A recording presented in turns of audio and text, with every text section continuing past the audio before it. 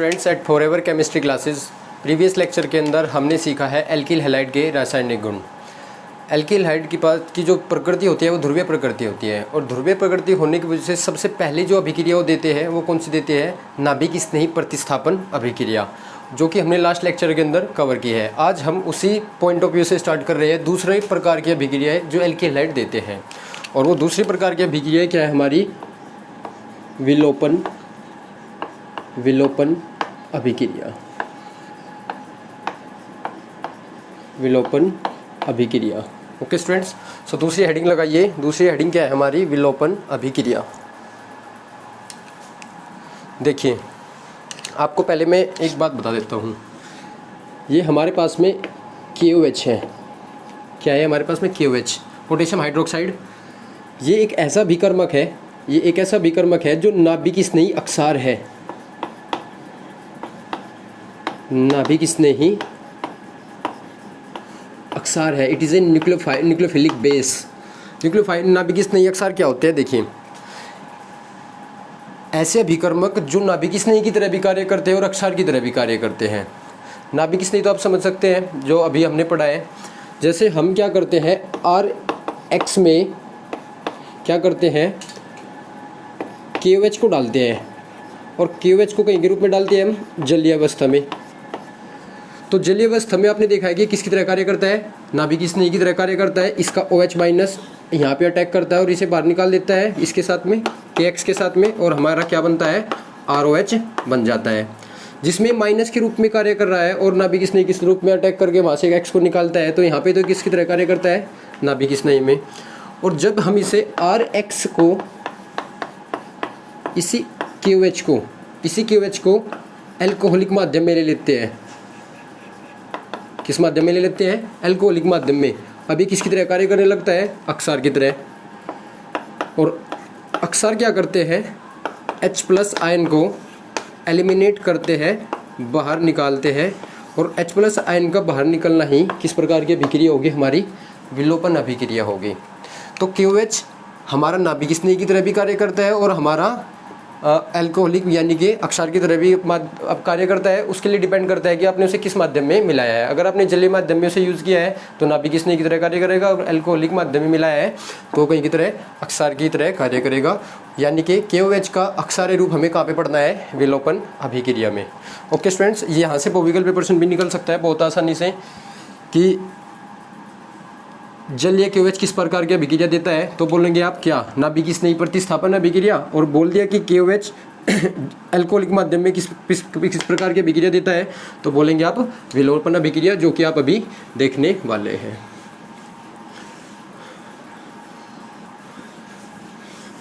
देखिए स्टूडेंट्स, ये रिएक्शन कैसे होती है। हमारे पास में कोई एल्किल हैलाइड है CH3 CH2Cl, ठीक है। दिस इज एथिल क्लोराइड, और इसके साथ मैंने रिएक्शन करवाई है KOH की। किसकी रिएक्शन कराई है? KOH की। और KOH कैसा लिया हुआ है? एल्कोहलिक, ALC लिखा मिलेगा आपको। तो रिएक्शन क्या होगी? रिएक्शन होगी हमारी CH2 double bond CH2 plus KCl और प्लस हमारा H2O, ये रिएक्शन होगी।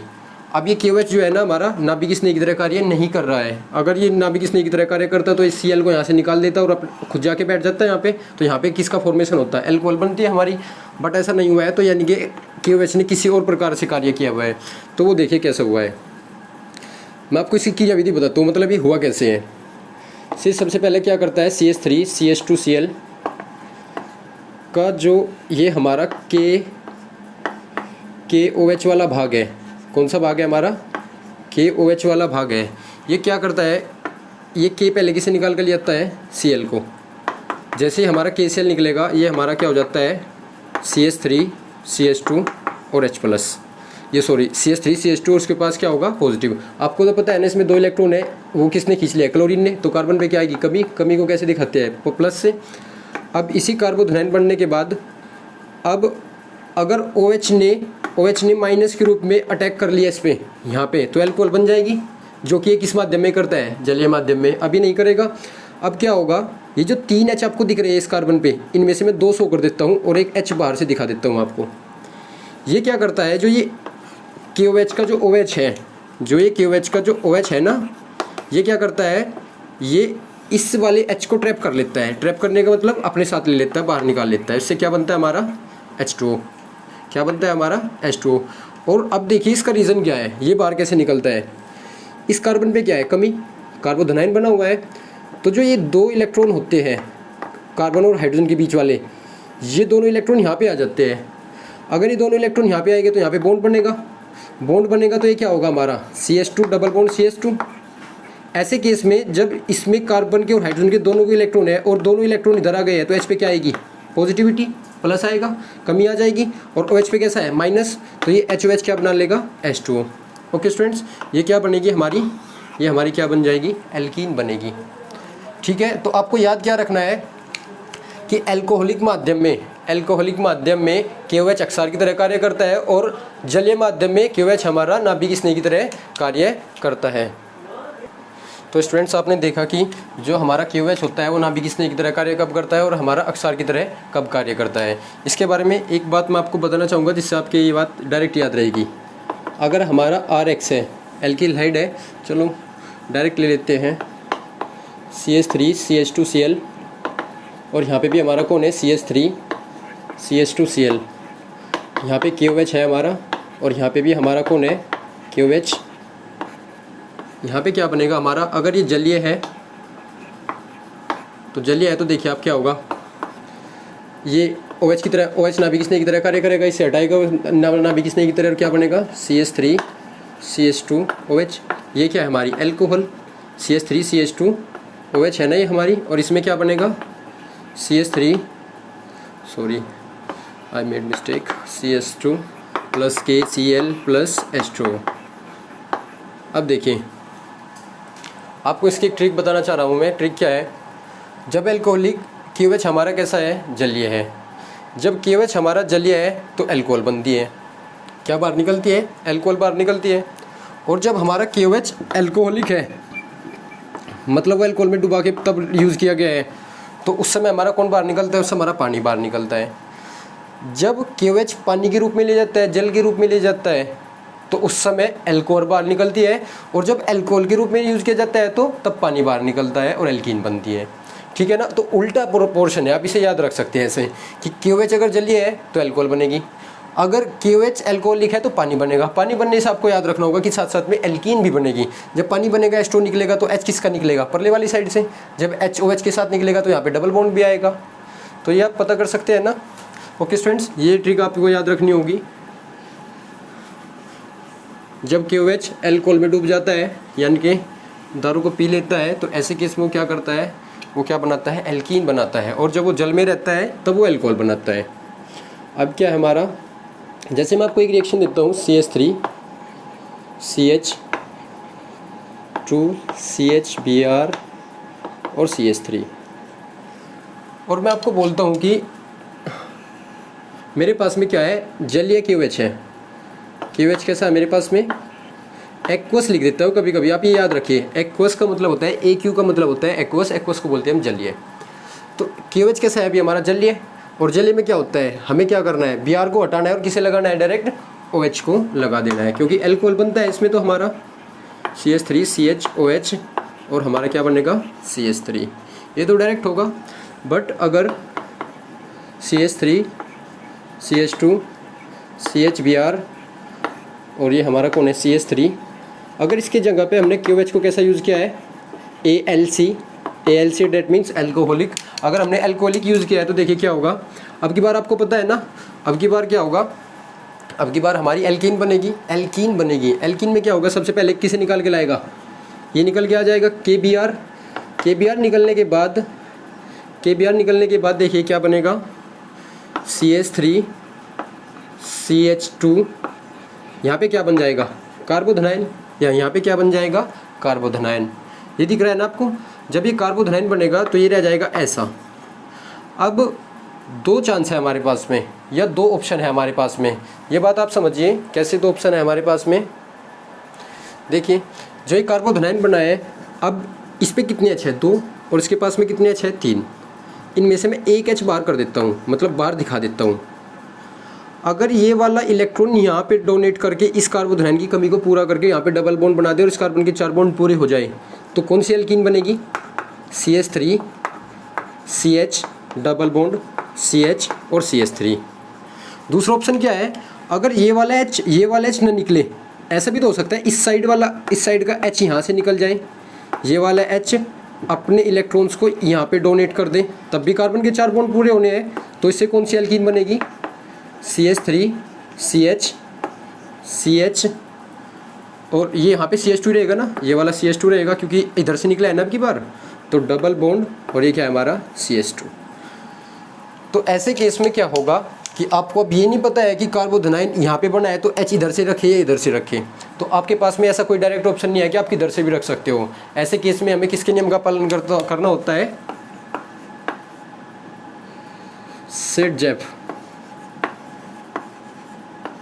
सेट-जैप के नियम का पालन करना होता है। ओके स्टूडेंट्स, सेट-जैप का नियम क्या बोलता है वो अभी समझेंगे, पहले से आप देख लीजिए। अब देखिए, आप एक बात बताइए मुझे, आपको खुद से ही पता लग जाएगा। अब इन दोनों एल्कीन में से ये भी एक एल्कीन है और ये भी एल्कीन है, हमें उत्पाद से पता लगता है कि रिएक्शन कौन से रास्ते से होकर जाने वाली है। ये कैसे? अब ये वाला उत्पाद देखिए, ये भी एक एल्कीन है, ये भी एक एल्कीन है, जो कि KOH के केस में बनना ही बनना था हमारा। अब बात ये है हमारी, जैसे ये हमारी एल्कीन बनी है, जिन 2 कार्बन्स पर एल्कीन है उन्हें नोट कीजिए आप। कौन कौन से कार्बन है? ये वाले, इन 2 कार्बन्स को नोट कर लीजिए, ठीक है। जिन 2 कार्बन के बीच में डबल बॉन्ड है, एल्कीन का पोर्शन है, उससे परला कार्बन हम क्या बोलेंगे? Alpha carbon. उससे परला कार्बन हम क्या बोलेंगे? बीटा कार्बन, ठीक है। अल्फा कार्बन पे जो हाइड्रोजन है वे क्या है हमारे? Alpha hydrogen. अल्फा कार्बन पे जो हमारे हाइड्रोजन है वो कौन से हमारे? Alpha hydrogen. तो अल्फा हाइड्रोजन कितने हमारे पास में? इसमें अल्फा हाइड्रोजन हमारे पास में कितने हैं? 2 है ना। और इस वाली एल्कीन में यहाँ पे डबल बॉन्ड है, यहाँ पे डबल बॉन्ड इन 2 कार्बन के बीच में, तो ये वाला कार्बन क्या कहलाएगा? अल्फा। और ये डबल बॉन्ड्स की साइड वाला कौन सा कहलाता है? अल्फा। अब इसमें अल्फा हाइड्रोजन कितने हैं? कितने हमारे? इसमें अल्फा हाइड्रोजन कितने हमारे? 6 ना। तो सेट-जैप का कहना क्या है? सेट-जैप नियम के अनुसार जिस एल्कीन के पास अधिक अल्फा हाइड्रोजन होते हैं वो अधिक स्थायी होती है। 11वीं में एक टॉपिक पढ़ाया जाता है अनुनाद के साथ में, रेजोनेंस के साथ में हाइपर कॉन्जुगेशन, ठीक है। तो हाइपर कॉन्जुगेशन के साथ से ही पता लगता है, अगर जितने ज़्यादा अल्फा हाइड्रोजन होते हैं उसकी उतनी ही ज़्यादा हाइपर कॉन्जुगेटिव संरचना होती है, और जितनी संरचना अधिक होती है वह एल्कीन उतनी ज़्यादा स्थायी होती है। तो सेट-जैप के अनुसार आपको उस एल्कीन को बनाना होता है जिसमें अल्फा हाइड्रोजन की संख्या अधिक होती है। तो ये वाली एल्कीन हमारी ज़्यादा स्थायी है क्योंकि इसमें अल्फा हाइड्रोजन 6 है। इसकी जो हाइपर कॉन्जुगेटिव स्ट्रक्चर्स होगी वो इससे 1 ज़्यादा होगी, यानी कि 7 होगी, और इसकी हाइपर कॉन्जुगेटिव स्ट्रक्चर्स होगी, हमारी संरचनाएं जो होगी वे 3 होगी, और जिसकी हाइपर कॉन्जुगेटिव स्ट्रक्चर्स जितनी ज़्यादा होती है वो एल्कीन उतना ही ज़्यादा स्टेबल यानी कि स्थायी होती है। ओके स्टूडेंट्स, अभी आप डायरेक्ट याद रख पाएंगे कि अगर आपके पास में कोई एल्कील हैलाइड दिया गया है, तो एल्कील हैलाइड में अगर एल्कोहलिक KOH मिला आपको, तो ऐसे केस में आपको डायरेक्ट एल्कीन बनानी होती है, और वो एल्कीन आपको देखना पड़ता है कि हमें किस साइड से H देना हो। आप दोनों साइड से देकर देखिए और ये देखिए कि किस में अल्फा H की संख्या ज़्यादा है, तो आपको पता लग जाएगा। ओके स्टूडेंट्स, ये आप नोट कर लीजिए। इससे अगला एग्जाम्पल और समझाता हूँ, उससे बहुत अच्छे समझ आएगा। तो हमारी कौन सी एल्कीन बनेगी? ये वाली। ये वाला हमारा क्या उत्पाद होगा? ये हमारा अन्य उत्पाद होगा। दोनों बनेंगे बट ये बहुत ही कम मात्रा में होगा, लेस देन 1%, 1% से भी कम, and this is more than 99%। और मैंने आपको बताया है जिसका प्रतिशत जितना ज़्यादा होता है उत्पाद का वो उतना ही अधिक स्थायी होता है। ओके स्टूडेंट्स, इससे अगला क्या है हमारा? जैसे आप ये देखिए, CH3 CHBr, इस पे भी CH है हमारा, यहाँ पे भी क्या है हमारा? CH है, इस पे क्या है हमारा? CH3, और ये क्या है हमारा? CH3। अब मैं इस पे क्या करता हूँ? इस पे एल्कोहलिक KOH डाल देता हूँ। एल्कोहलिक KOH अक्सार की तरह कार्य करता है, H+ को बाहर निकाल के लाता है और एल्कीन का फॉर्मेशन, एल्कीन का बनना हमारा निर्धारित होता है। तो देखिए एल्कीन बनेगी, सबसे पहले क्या होगा? KBr निकलेगा। निकलने के बाद यहाँ पे कार्बोधनाइन बनेगा, उसे मैं अलग से दिखा देता हूँ। CH3 CH CH3 ये हमारा एनसीईआरटी के अंदर भी क्वेश्चन होता है हमारा, CH पॉजिटिव और ये क्या है हमारा CH3।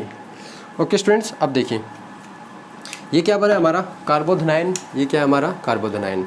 इस कार्बोधनाइन का मतलब कार्बन के ऊपर कमी, इस कमी को पूर्ण करने के लिए हमारा इधर से भी हाइड्रोजन आ सकता है और एक ऑप्शन ये है कि इधर से भी हाइड्रोजन आ सकता है। अब ऐसे केस में मैं क्या करता हूँ, मैं दोनों साइड की एल्कीन बना के देख लेता हूँ। क्या करता हूँ, दोनों साइड की एल्कीन बना के देख लेता हूँ। पहले इस वाले H को क्या करते हैं, इस वाले H को हटाते हैं। तो बताइए कैसी संरचना होगी, CH3, दूसरी चौक यूज़ कर लेते हैं, CH3, C पे कौन है हमारा CH3, H तो निकल गया ना, वो डबल बॉन्ड बनाया होगा उसने यहाँ पे, और ये क्या होगा हमारा CH और ये क्या होगा हमारा CH3। अगर ये H यहीं पे रहे और ये वाला जो यहाँ का H है वो बाहर निकल जाए H2 के रूप में, तो ये तब कैसा होगा CH3, CH3 और CH डबल बॉन्ड CH2।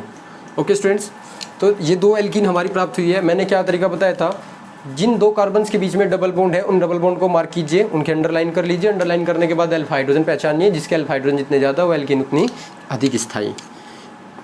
मैंने यहाँ पे डबल बॉन्ड वाले कार्बन को मार्क कर लिया है और यहाँ पे भी मार्क कर लिया है। डबल बॉन्ड के से जो दो कार्बन से जो डायरेक्ट जुड़े कार्बन होंगे वो हमारे अल्फा, तो ये है हमारा अल्फा कार्बन। इस अल्फा कार्बन में कितने हाइड्रोजन है हमारे, एक है हमारा बस।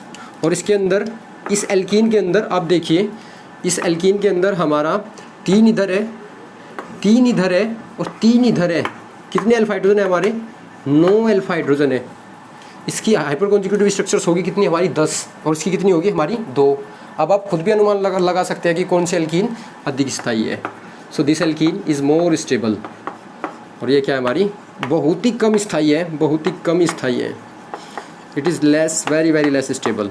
ओके स्टूडेंट्स, तो ऐसे क्वेश्चन आप कर सकते हैं। एक्वस वाले केस में तो आपको, जलीय वाले केस में तो आपको टेंशन लेनी ही नहीं है, डायरेक्ट OH या हेलोजन परमाणु को हटाना है और OH को लगा देना है। बट एल्कोहलिक केस में आपको एल्कीन फॉर्मेशन देखना है कि एल्कीन कैसे बनेगी, और एल्कीन बनने के लिए आपको देखना है कि कार्बोधनाइन को किस साइड से हाइड्रोजन मिलेगा। आप दोनों साइड से बना के देखिए, और जो अल्फा H ज़्यादा रखता है उसे अधिक स्थायी बोल दीजिए और दूसरे वाले को कम स्थायी।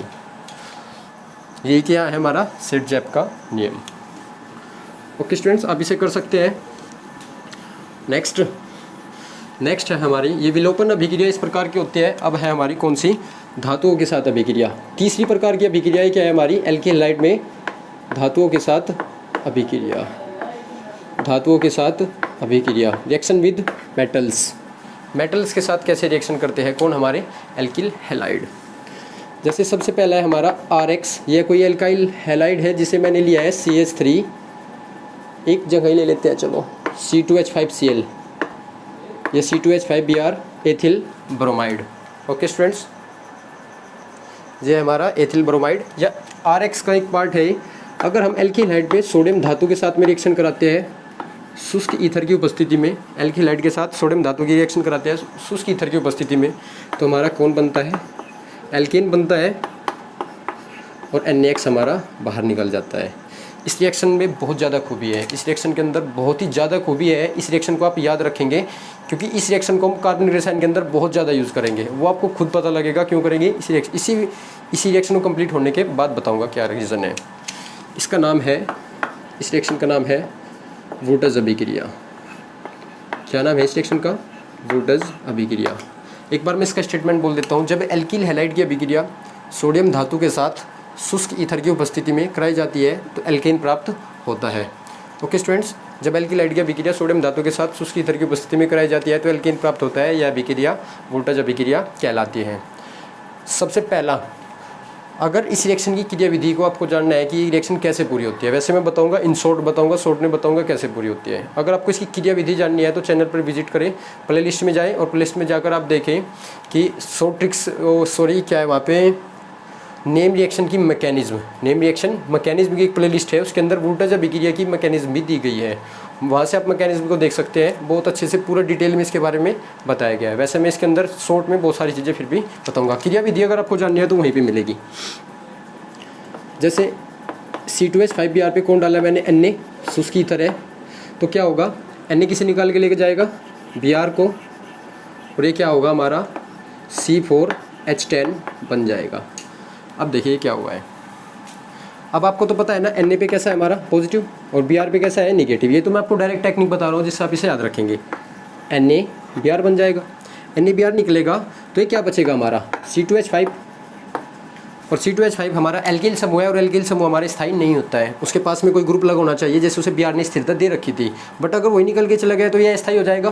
तो ऐसे केस में क्या करता है अपने दो अणु बना लेता है। क्या कर लेता है? दो अणु बना लेता है।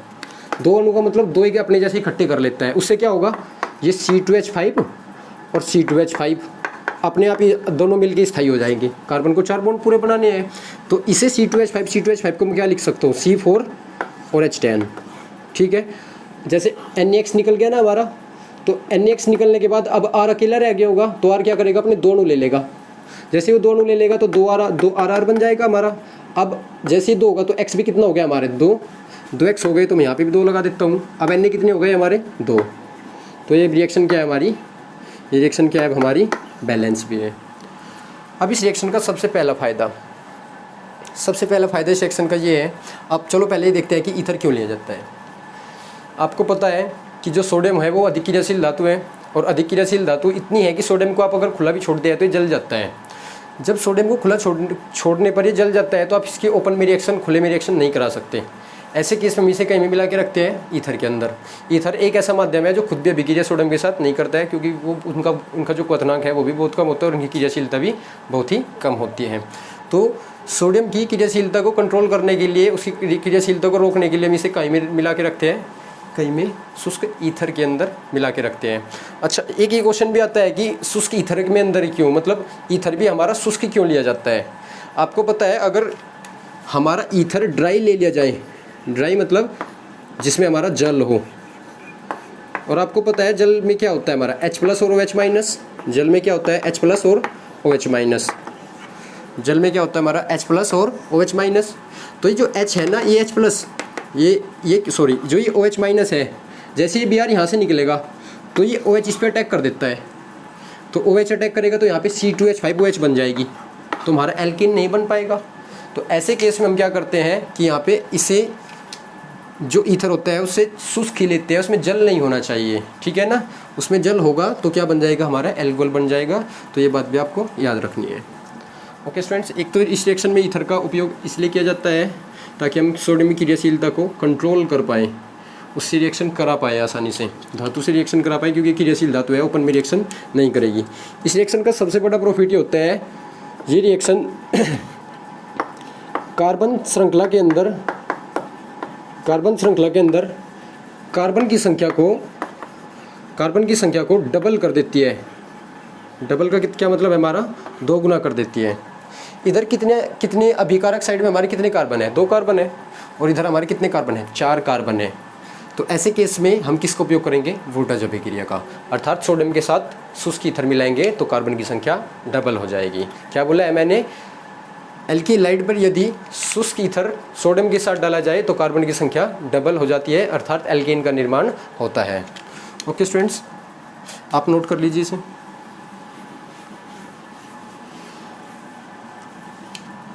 देखिए जैसे मैंने आपको दिया है क्या, CH3 CH2 CH2 Br, और मैंने इस पे डाल दिया है Na, वो भी शुष्क ईथर की उपस्थिति में। तो आप गैस कर सकते हैं क्या प्रोडक्ट बनेगा हमारा।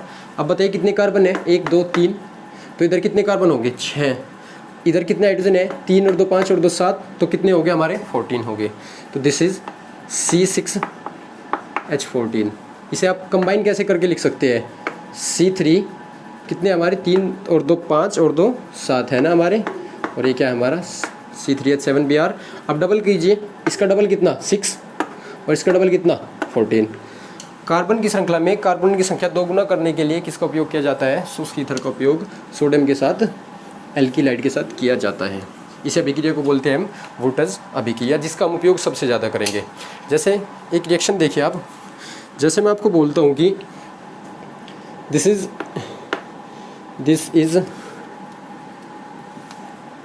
C2H5Cl एथिल क्लोराइड, और मैं आपको बोलता हूँ कि इससे मुझे प्राप्त करना है C4H9Cl। बताइए इसका नाम क्या है? दिस इज एथिल क्लोराइड और ये क्या है हमारा? ब्यूटिल क्लोराइड, ब्यूटाइल क्लोराइड जिसे हम बोलते हैं। ओके स्टूडेंट्स, अब देखिए, अब आपको पता लग गया है कि इसमें कितने कार्बन है हमारे, कितने कार्बन है बताइए हमारे। इसमें हमारे कार्बन की संख्या कितनी है? 2, इसमें कितने हमारी 4 कार्बन हमें कहीं ना कहीं डबल करने हैं। और ये एल्किल हैलाइड पर भी आप है, अगर आप इसमें क्या डाल दें, Na के साथ ईथर डाल दें, Na के साथ ईथर डाल दें तो क्या होगा? ये डबल हो जाएगा। दिस इज C4H10 और आपको पता है साथ में कौन निकलेगा? NaCl, वो बैलेंस हो जाएगी रिएक्शन। अब इससे इसे बनाने के लिए आपको क्या करना होगा? देखिए H10 है, H कितने करने हैं? 9 और Cl लाना है। तो आपको पता है ना, जब हाइड्रोजन हटाना है तो क्या क्या नारा चलता है हमारा? क्या नारा चलता है? क्लोरीन को रोशनी के साथ लगा दीजिए। क्लोरीन को रोशनी के साथ अगर लगा देते हैं तो अभियान चलता है हाइड्रोजन हटाओ और हैलोजन लगाओ, तो H हट जाएगा और Cl लग जाएगा। तो ऐसे कर सकता है ना कि इथाइल क्लोराइड से ब्यूटाइल क्लोराइड हम डायरेक्ट बना सकते हैं वोल्टेज अभिक्रिया का उपयोग करते हुए। ऐसे बहुत सारे अंतर परिवर्तन एक दूसरे में परिवर्तन करना हम सीखेंगे, बट उसके लिए हमें सारी बातें याद रखनी होगी। ओके स्टूडेंट्स, नोट डाउन कीजिए। धातुओं के साथ सबसे पहले अभिक्रिया कौन सी हमने पढ़ी है? कौन सी अभिक्रिया हमने पढ़ी है? वो क्या है हमारी? सोडियम धातु के साथ। अब अगली जो है हमारी धातु के साथ ये है, ये कौन सी है हमारी? मैग्नीशियम धातु के साथ अभिक्रिया। हेडिंग लगाइए, मैग्नीशियम धातु के साथ अभिक्रिया। इसमें एक सबसे छोटी मिस्टेक बच्चे करते हैं, सभी स्टूडेंट्स इस रिएक्शन में एक छोटी सी मिस्टेक कर देते हैं।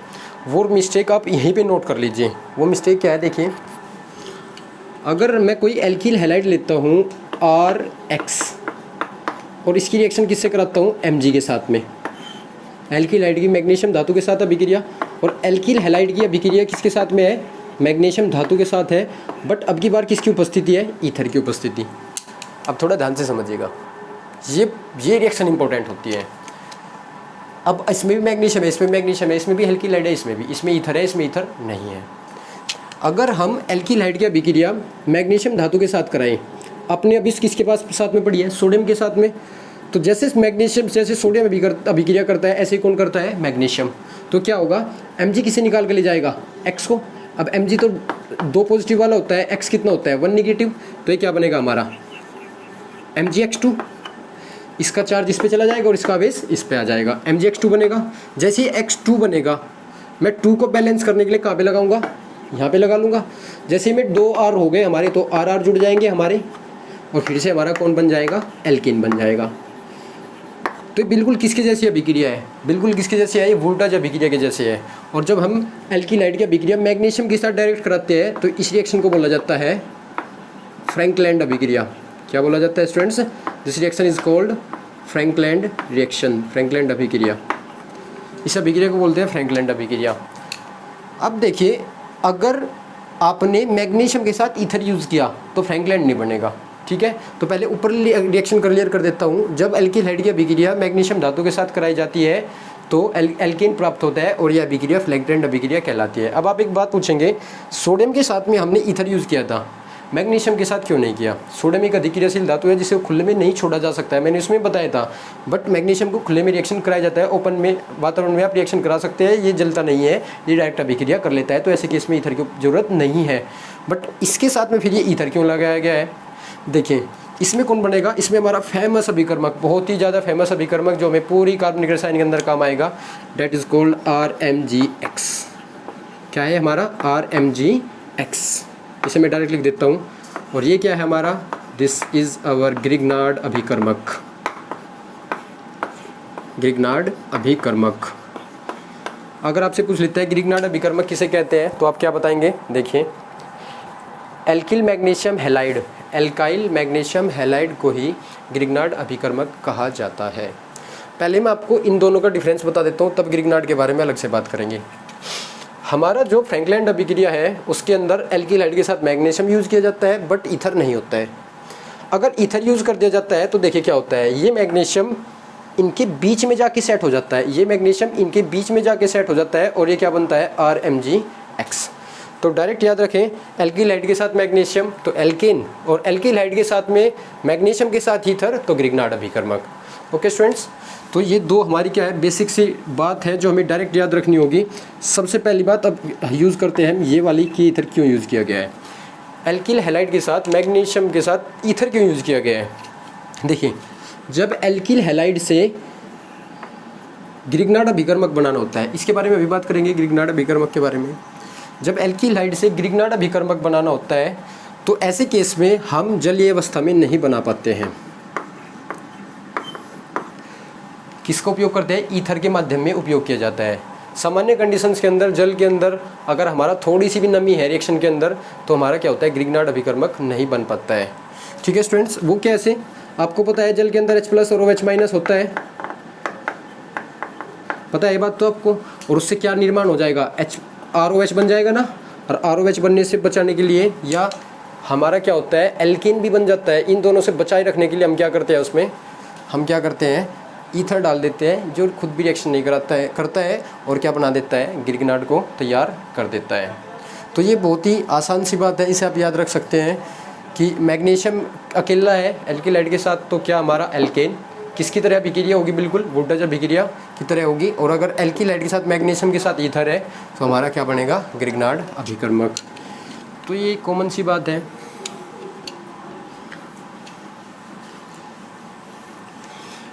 ग्रिग्नार्ड अभिकर्मक के बारे में एक बात यह है हमारी, दिस इज़ RMgX। इसके बारे में थोड़ा यहीं पे जान लीजिए। ग्रिग्नार्ड अभिकर्मक को जानना बेहद ज़रूरी है, ये हर जगह यूज़ होगा। इसके बारे में फिर डिटेल में नहीं बताया जाएगा, अभी क्लियर कर देता हूँ इसके बारे में। R क्या है हमारा? दिस इज़ एल्काइल ग्रुप, ये हमारा एल्किल समूह है जिसका मान CH3 C2H5 और क्या C3H7 और डैश डैश डैश कुछ भी हो सकता है। सब में Mg तो ज़रूर होगा, सब में Mg तो ज़रूर होगा। और यहाँ पे X की जगह कौन हो सकता है हमारा? फ्लोरीन हो सकता है, क्लोरीन हो सकता है, ब्रोमीन हो सकता है और हमारा आयोडीन हो सकता है। जैसे मैं CH3MgCl ले लेता हूँ, Cl ले लेता हूँ, Cl ले लेता हूँ, तो ये सब क्या है हमारे ग्रिग्नार्ड अभिकर्मक है। जब हमारे पास में कार्बनिक यौगिक की संख्या बहुत कम थी, स्टार्टिंग में आपको पता है स्टार्टिंग में और कार्बनिक रसायन में क्या हुआ है वो सब मैंने आपको बेसिक से सिखाया है कि कार्बनिक यौगिक बहुत ही कम थे हमारे पास में जो प्रयोगशाला में हमने बनाए थे। उसके बाद हमने धीमे धीमे क्या की प्रोग्रेस की, उन्नति की और हमारे पास में कार्बनिक यौगिक होने लगे। बट एक समय के बाद फिर से हमारे वो कार्बनिक यौगिक की संख्या एकदम से नहीं बढ़ पाई। तो एक साइंटिस्ट है हमारे डॉक्टर विक्टर ग्रिग्नार्ड, उन्होंने इसे बनाया है ग्रिग्नार्ड अभिकर्मक। उन्हीं के नाम के आधार पर, डॉक्टर विक्टर ग्रिग्नार्ड के नाम के आधार पर ही ग्रिग्नार्ड अभिकर्मक का नाम रखा गया है। ओके स्टूडेंट्स, अब इन्होंने क्या किया, जैसे इन्होंने ग्रिग्नार्ड अभिकर्मक बनाया और इसकी भिन्न भिन्न कार्बनिक यौगिक के साथ अभिक्रिया करा के देखी गई तो आपको पता लग के भी मतलब एक प्रकार से पता ये सोच पाओगे कि 10 गुना यौगिक एकदम से कार्बनिक यौगिक बनने स्टार्ट हुए। अगर स्टार्टिंग में हमारे पास में 10 यौगिक थे, मान के चल रहे हैं, एक अनुमान दे रहा हूँ आपको, तो एकदम से हमारे पास में क्या हुआ 100 यौगिक हो गए। ठीक है ना, एकदम से मतलब 10 टाइम्स हमारे नए यौगिक बनने स्टार्ट हुए। तो क्या हुआ, एक प्रकार से क्रांति आ गई, रिवॉल्यूशन आ गया कि कार्बनिक यौगिकों की संख्या एकदम से बहुत ज़्यादा बढ़ गई। तो वो सब किसने किया? ग्रिग्नार्ड अभिकर्मक। अर्थात 12th क्लास में आपकी भी ग्रिग्नार्ड अभिकर्मक का उपयोग बहुत ज़्यादा होगा क्योंकि ग्रिग्नार्ड अभिकर्मक हर प्रकार के कार्बनिक यौगिक को बनाने में सक्षम होता है। तो ग्रिग्नार्ड अभिकर्मक को आपको मतलब बहुत अच्छे से जानना होगा। अब बता देता हूँ इसके बारे में। ये क्या है हमारी मैग्नीशियम, हमारी क्या होती है धातु, और धातु का काम होता है इलेक्ट्रॉन देना। ये बात आपको पता है। जब ये इलेक्ट्रॉन देगी तो यहाँ पे कार्बन के पास में क्या पहुँचेंगे? इलेक्ट्रॉन। जब इधर पे इलेक्ट्रॉन पहुँचेंगे तो इस पर कैसा आएगा? माइनस, और इस पर कैसा आएगा? प्लस। तो ग्रिग्नार्ड अभिकर्मक के अंदर हमारा जो R- होता है, R तो कैसा होता है? माइनस का, और MgX का जो हिस्सा होता है ये कैसा होता है? प्लस का। तो इसकी रिएक्शन ऐसे प्लस माइनस में होगी। अब एक और बात है, ये कार्बन है और ये मेट धातु है हमारी, क्या है? कार्बन है और ये हमारी क्या है? धातु। कार्बन और धातु के बीच में बनने वाला बंध कार्बोधात्विक बंध कहलाता है। क्या कहलाता है? कार्बोधात्विक बंध कहलाता है। और कार्बोधात्विक बंध कहाँ पाया जाता है? ग्रिग्नार्ड अभिकर्मक के अंदर। जहाँ पे भी कार्बोधात्विक बंध मिलेगा, कार्बन और धातु के बीच में बंध मिलेगा, वहाँ पे कार्बोरेनाइन की उत्पत्ति होगी। कार्बन और धातु है, धातु का काम है इलेक्ट्रॉन देना, तो जैसे ही कार्बन इलेक्ट्रॉन लेगा उस पर माइनस आएगा तो कार्बोरेनाइन की उत्पत्ति होगी। तो ग्रिग्नार्ड अभिकर्मक सबसे अच्छा स्रोत है कार्बोरेनाइन बनाने का, बहुत आसानी से दे देता है और सभी प्रकार की अभिक्रिया करता है। जैसे आप क्रियात्मक समूह का अंत्य परिवर्तन सीखेंगे कि अल्कोहल को एल्डिहाइड में कैसे कन्वर्ट करें, एल्डिहाइड को अल्कोहल में कैसे कन्वर्ट करें, एल्केन को एल्कीन में, मतलब हर प्रकार का अंत्य परिवर्तन आप जब सीखेंगे ना तो ग्रिग्नार्ड अभिकर्मक सब में सक्षम होता है। ग्रिग्नार्ड अभिकर्मक ऐसा बताया जाता है कि 5 से 5 सॉल्यूशन होता है। कोई भी फंक्शनल ग्रुप हो, alcohol, aldehyde, ketone, carboxylic acid, amine, amide, कुछ भी हो, सबको कौन कन्वर्ट कर देता है? ग्रिग्नार्ड, जो कि आप समय के साथ सीख जाएंगे। ओके स्टूडेंट्स, तो ग्रिग्नार्ड कैसे प्रिपेयर किया जाता है हमारा, कैसे प्रिपेयर किया जाता है? एल्किलाइड के साथ मैग्नीशियम की अभिक्रिया, वो भी कैसा? ईथर वाले माध्यम में करानी पड़ती है। तब हमारा कौन बनता है? तब हमारा बनता है जाके ग्रिग्नार्ड अभिकर्मक। ये हमारी धातु वाली अभिक्रिया समाप्त हुई। उसके बाद जो हमारा अभिक्रिया देखते हैं वो क्या है हमारी? वो क्या है हमारी? अपचयन अभिक्रिया। अब अपचयन तो आपको पता है ना, हाइड्रोजन का जोड़ना, हाइड्रोजन का जोड़ना। ये थोड़ा डिटेल का टॉपिक है, अलग से हम जब अल्कोहल और फिनोल ईथर वाला चैप्टर करेंगे ना तो एक बार बहुत अच्छे से ऑक्सीकरण और अपचयन का बेसिक रीज़न भी बताऊंगा कि ऑक्सीकरण अपचयन में हाइड्रोजन ऑक्सीजन ही क्यों जुड़ते हैं। ये सारी चीज़ें मैं आपको उसके अंदर बताऊंगा। और ऑक्सीकरण और अपचयन की जो पूरी डिटेल है उसके अंदर दूंगा कि ऑक्सीकारक क्या होते हैं, अपचय क्या होते हैं, प्रबल ऑक्सीकारक क्या होते हैं, प्रबल अपचय क्या होते हैं, दुर्बल कैसे होते हैं, सारी चीज़ बताऊंगा। और आप बहुत आसानी से अभिकर्मक यूज़ करेंगे। जैसे आपको पता है कि LiLH4 डाल दिया मैंने, तो हमने LiLH4 क्यों डाला है, ठीक है, SnHCl डाल दिया, वो क्यों डाला है, KMnO4 डाला है, तो वो क्यों डाला है, वो सारी चीज़ हम कहाँ पे सीखेंगे? ऑक्सीकरण और अपचयन की एक अलग से वीडियो डालूंगा अल्कोहल फिनोल ईथर के अंदर, तो वहाँ पे आप स्टार्टिंग होते ही तब देख सकते हैं स्टूडेंट्स में। तो अपचयन का मतलब यहाँ पे क्या होगा? हमारा हाइड्रोजन जोड़ना है हमें। जब हम किसी एल्कील हैलाइड में अपचयन करते हैं, यानी कि उसमें क्या H जोड़ते हैं, तो हमारा क्या होता है? हम 2 H लेते हैं, उससे क्या होगा? एक H तो किसके साथ निकलेगा? HX के साथ। और क्या होगा? एक H हमारा वहीं पे चला जाएगा, तो ये क्या बन जाएगा? हमारा एल्केन। क्या बन जाएगा हमारा? ये हमारा बनेगा एल्केन। अब देखिए, जैसे मैंने लिया है C2H5Cl, कौन लिया है मैंने? C2H5Cl, इसका मैंने अपचयन किया है। एक बात आपको बता देता हूँ, जब भी आप अपचयन करेंगे तो कोई अपचयक मिलाएंगे। क्या मिलाएंगे? कोई अपचयक मिलाएंगे। जैसे मैंने डाल दिया है LiAlH4। मैंने बताया है कौन कैसा अपचयक है, प्रबल है, दुर्बल है, सारी चीज़ बताएंगे वो अल्कोहल फिनोल ईथर वाले चैप्टर के अंदर। LiAlH4 लिथियम एल्यूमिनियम हाइड्राइड एक प्रबल अपचयक है। और प्रबल और दुर्बल क्या होते हैं, सारी चीज़ आपको नेक्स्ट लेक्चर के अंदर सीखने को मिलेगी। नेक्स्ट मतलब नेक्स्ट चैप्टर के अंदर। तो क्या होगा? एक HCl के साथ निकलेगा और दूसरा H वहीं पे चला जाएगा। तो LiLH4 लिथियम एल्यूमिनियम हाइड्राइड एक प्रबल अपचयक होता है। अभी सीखेंगे प्रबल और दुर्बल क्या होता है। ये हमें H प्रोवाइड कराता है, ये H देता है, इसे बोल जाए नवजात हाइड्रोजन। जो नवजात हाइड्रोजन हमें प्राप्त होती है वो किससे प्राप्त होती है? अपचयक से। तो अपचयन करने के लिए अपचयक की आवश्यकता होगी, क्योंकि हमें नवजात हाइड्रोजन की आवश्यकता होगी, वही तो अपचयन करेगी ना। तो क्या HCl निकल जाएगा, इसलिए 2 H लिया है, क्योंकि एक वहाँ पर जाएगा जहाँ से Cl हटा है, तो ये बनेगा C2H6। क्या बनेगा हमारा? C2H6। ओके स्टूडेंट्स, ये हमारी सारी अभिक्रिया, रासायनिक अभिक्रिया खत्म हुई, जिसमें हमने सबसे पहले देखी थी नाभिक स्नेही प्रतिस्थापन अभिक्रिया, जो कि सबसे ज़्यादा थी संख्या में हमारी। दूसरी हमारी जो सबसे ज़्यादा जो संख्या में है वो थोड़ी किसकी है? वो वाली किसकी? धातुओं की। उसकी भी 2-3 अभिक्रिया हमारे पास में है। अपचयन अभिक्रिया, लिथियम एल्यूमिनियम हाइड्राइड, और थोड़ा ऑक्सीकरण और अपचयन चढ़ने के बाद आपको इन्हें खुद भी यूज़ कर सकते हैं। और एक क्या है हमारी? विलोपन अभिक्रिया, जिसमें हमें एल्कोहलिक KOH यूज़ करना पड़ता है। उसके बारे में मैंने आपको बताया। ओके स्टूडेंट्स, अब 1-2 बातें और मैं आपको बता देता हूँ, 1-2 बातें जो कि आपको याद रखनी है। वो क्या है हमारी? देखिए, क्रियात्मक समूह का अंत्य परिवर्तन करना हमारा 12th में सबसे ज़्यादा इंपॉर्टेंट पोर्शन होता है कार्बनिक रसायन के अंदर। क्रियात्मक समूह का अंत्य परिवर्तन, कि अल्कोहल से एल्डिहाइड, एल्डिहाइड से कीटोन, कीटोन से कार्बोक्सिलिक एसिड, इन्हें आपस में कैसे परिवर्तित करें। जैसे जैसे नॉलेज बढ़ेगी, चैप्टर आप कवर करेंगे तो आपको ये बहुत अच्छे से हो जाएगा। बट अभी भी बात क्या है कि अभी एक चैप्टर के हम कवर कर सकते हैं। कैसे? जैसे हम एल्किल हैलाइड की सभी देख सकते हैं। एल्किल हैलाइड को अल्कोहल में कैसे परिवर्तित किया जा सकता है? टेल बी, कोई बता सकता है? क्या है ये हमारा? KOH डाल दीजिए ना, KOH डाल दीजिए। और KOH भी कैसा होगा हमारा? कैसा होगा? जलीय। अगर हमारा एल्कोहलिक होता तो एल्कीन ना बन जाती। चलो, एक अंतर परिवर्तन हुआ। अभी हम एल्किल हैलाइड के ही देख रहे हैं।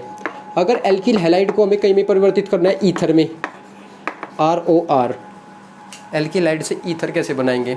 तो आपको याद होना चाहिए, मैंने एक अभिक्रिया कराई थी विलियमसन ईथर संश्लेषण रासायनिक गुण के अंदर ही, ठीक है। तो उसमें मैंने बोला था आपको सोडियम एल्कोक्साइड डालने के लिए RONA, ये क्या करता है, ये यहाँ से इस पर अटैक करता है, पूरा नाभिक इस नहीं होता है, ये इस पर अटैक करता है, इसे निकाल देता है, तो ये क्या बन जाता है NaX हमारा बाहर निकल जाता है और ROR चला जाता है। तो ईथर भी बन सकता है विलियमसन ईथर अभिक्रिया के द्वारा, जो कि मैंने आपको सिखाई है। तीसरा मैं आपको बोलूँगी एल्किल हैलाइड से आप क्या,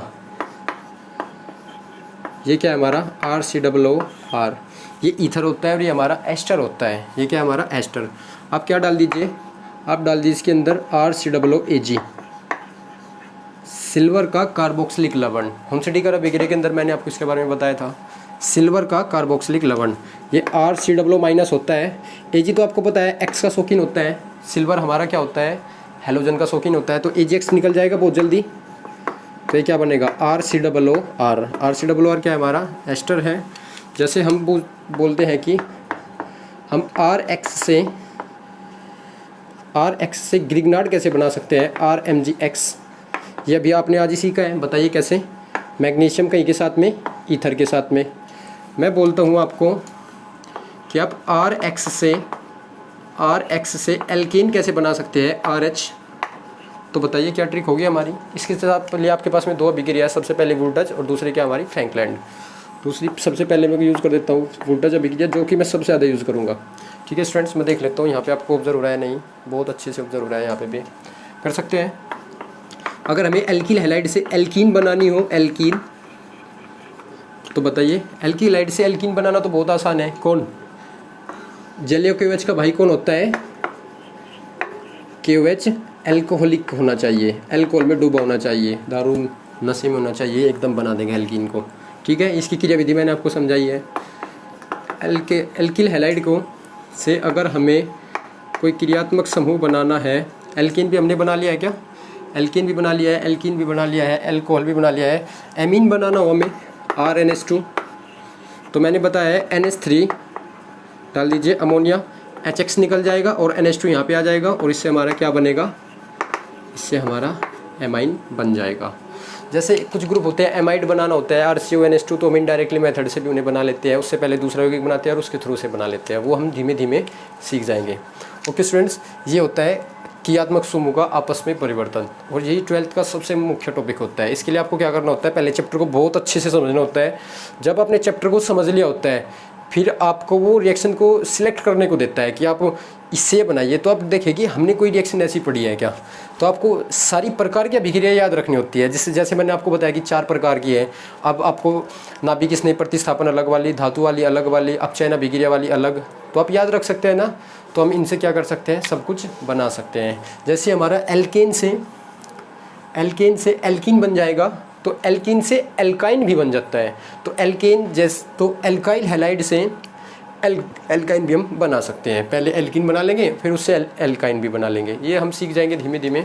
ओके स्टूडेंट्स, तो ये क्रियात्मक समूह का अंत परिवर्तन आप नोट कर लीजिए, ये आपको बहुत ज़्यादा काम आएगा। और मैं तो ये बोलता हूँ कि जो भी चैप्टर आपको मिलेगा, उस चैप्टर का नाम जैसे एल्कोहल वाला होगा, तो एल्कोहल से जितने भी क्रियात्मक समूह के अंत परिवर्तन होंगे, उन्हें भी आप साथ साथ नोट कर लीजिए, जैसे मैंने ये कराया है। उससे क्या होगा, बाद में हम रोड मैप बनाएंगे। क्या बनाएंगे, रोड मैप। रोड मैप क्या होता है कि एक समूह से सारे समूह में कैसे आ सकते हैं, या फिर उसके लिए समूह से बाकी समूह में कैसे आ सकते हैं। तो ये हमारा क्या है, नॉलेज के साथ ही इंक्रीज़ होगा। मैं आपको अभी रोड मैप बनाऊं कि एक क्रियात्मक समूह लो और उससे सारे बना कर दिखा दूं, आप ये बोलोगे ये तो रिएक्शन हमने पढ़ी ही नहीं। क्यों, क्योंकि अब तक वो चैप्टर ही नहीं पढ़े गए हैं। तो आप ऐसे करके नोट्स बनाइए, और आपको मैं गारंटी देता हूँ आपके पास में बाद में सारी रिएक्शन याद होगी। ओके स्टूडेंट्स, आज का लेक्चर यहीं ख़त्म करते हैं। अगर ये वीडियो आपको पसंद आए तो वीडियो को लाइक और शेयर करें और चैनल को सब्सक्राइब करें। Thank you for the class.